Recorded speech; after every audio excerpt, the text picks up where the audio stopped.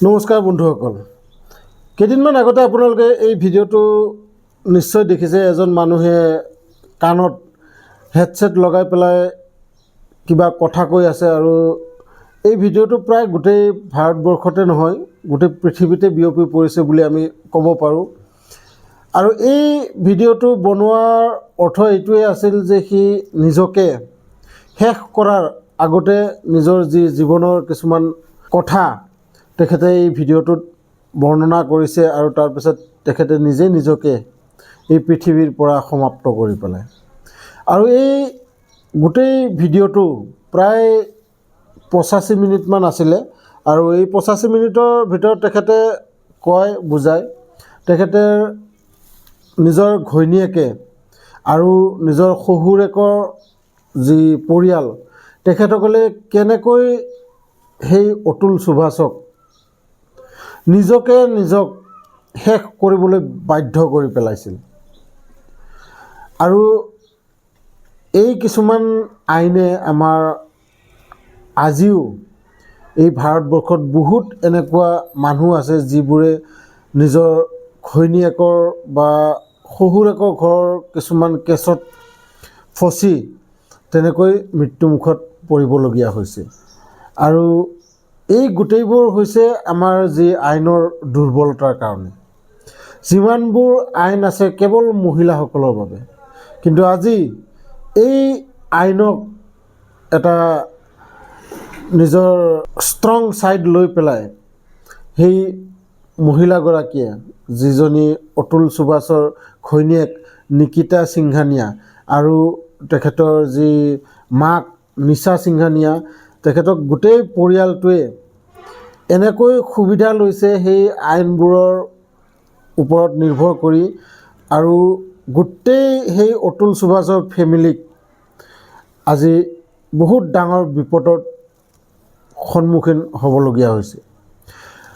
গতিকে এইফালে চাওক আপুনি এখেতসকলৰ পৰিয়ালৰ কথা, আৰু আনফালে এই ডিচেম্বৰৰ মাহতে আৰু এটা ভিডিঅ' বহুত, এটা নহয় তেখেতসকলৰ কেইবাটাও ৰিলছ ভাইৰেল হৈছে। আৰু এই ভাইৰেল হোৱা ৰিলছবোৰ আপোনালোকে হয়তো নিশ্চয় মোবাইলত যিসকলে ৰিলছ ভিডিঅ' চায় তেখেতসকলে নিশ্চয় এবাৰ নহয় এবাৰ এই ৰিলছবোৰ নিশ্চয় দেখিছে।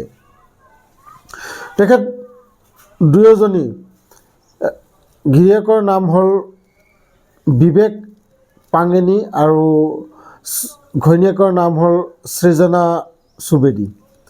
তেখেতসকলে নিজৰ পঢ়া কমপ্লিট কৰাৰ বাবে আমেৰিকালৈ যায় আৰু আমেৰিকাত গৈ যোৱা বছৰ তেখেতসকলে গম পায় যে গিৰিয়েকৰ ব্ৰেইন কেঞ্চাৰ আছে আৰু এই ব্ৰেইন কেঞ্চাৰ লাষ্ট ষ্টেজত আছিলে, 4th ষ্টেজত। আৰু ডক্টৰে কয় যে কেৱল 4 মাহে বাচি থাকিব।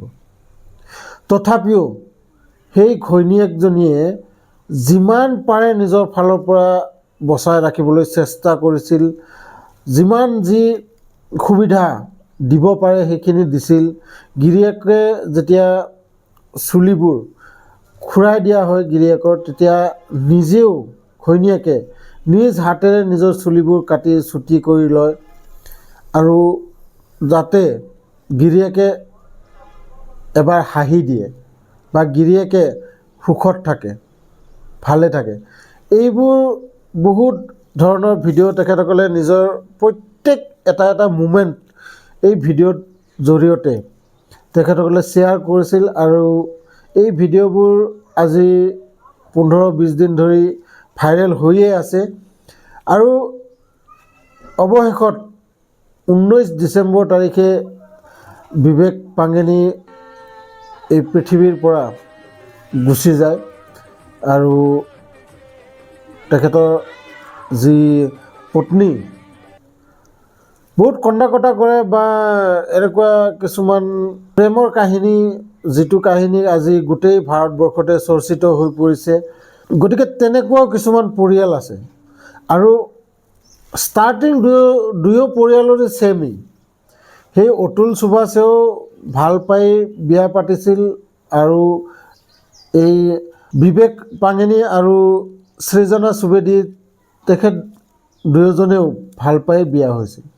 কিন্তু এইফালে চাওক, ঘৈণীয়েকে গিৰিয়েকক কেনেকৈ মৃত্যুমুখলৈ ঠেলি দিছে, আৰু এইফালে ঘৈণীয়েকে কেনেকৈ মৃত্যুৰ মুখৰ পৰা বচাই আনিবলৈ চেষ্টা কৰি কৰি শেষ অন্তিম পৰ্যন্ত সেই মৃত্যুৰ দুৱাৰলৈকে একেলগে যাত্ৰা আৰম্ভ কৰিছিল।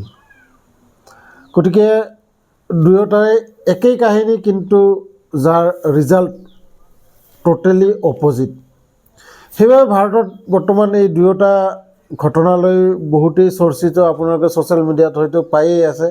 আৰু সেইবাবেই কোনোবাই বৰ ভাল কথা কৈ গৈছে যে মানুহ সুখত থাকিবলৈ 1 টকাৰ দৰকাৰ নহয়, কিন্তু আপুনি কিমান সুখত আছে সেয়া দেখুৱাবলৈ কিন্তু এনেকুৱা কোনো সীমা নাই যে এইখিনি টকাৰে মোৰ হৈ যাব বুলি। সেইবাবে সাৱধান থাকক, আৰু লগতে ভিডিঅ'টো যদি ভাল লাগিছে লাইক এটা কৰি দিব। যিসকলে নতুনকৈ মোৰ চেনেলটোত আহিছে, চেনেলটো ছাবস্ক্ৰাইব কৰি ল'ব, কাৰণ মই এনেকুৱা ভিডিঅ' আপোনালোকৰ বাবে আনিয়ে থাকোঁ। লগ পাম এনেকুৱা এটা ইণ্টাৰেষ্টিং ভিডিঅ' লৈ নেক্সট ভিডিঅ'ত। তেতিয়ালৈকে ধন্যবাদ।